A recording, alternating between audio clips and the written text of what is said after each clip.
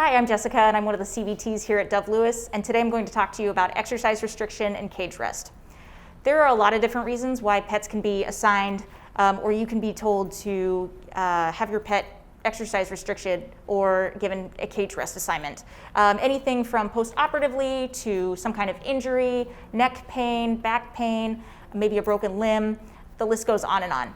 And depending on the reason for the cage restriction or kennel rest, and they kind of go hand in hand, that would kind of give you an idea of how much exercise they actually should have. But for this video, we're going to talk about having strict cage rest, and that means that we're not going to have very much exercise at all.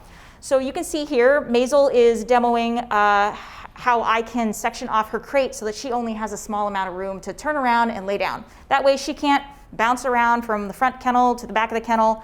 And we have, luckily, a crate here that has a nice divider that she's a puppy, but as she grew, I was able to move the divider so it could be adjusted to any pet size.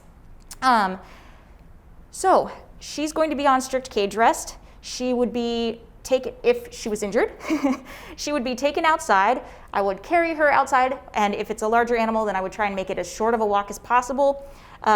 Set down to go potty, goes potty, and pick them right back up or walk them right back inside for more cage rest.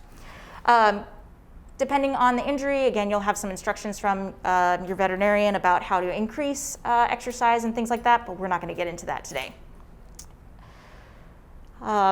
Another important thing is with exercise restriction, that means no running, no jumping, no free time out unsupervised without being on a leash.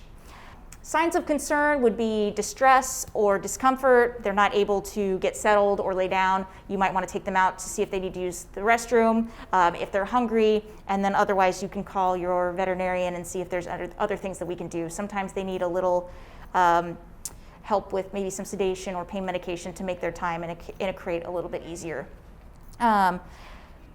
Safe ways to help pets that are not mobile or not as mobile, help them outside would be to use a sling or a harness if you have one. Harnesses are really great. They have like help me up harnesses that has a harness in the front and a harness in the back that helps. Or you can use a towel if your pet is having a hard time walking in their back end. You would just put this underneath their lower abdomen and kind of help guide them outside. When it's time to take them outside to go potty, if you have a harness, that's great. A harness would be helpful for patients that have neck pain or back injury, or maybe are pets that are brachycephalic or a shorter nose. That way it takes pressure off of their neck where their collar sits. If you don't have a harness, like Maisel here doesn't, you can use slip leads. You can use one slip lead as a pseudo harness, but I'm going to show you how to do it with two.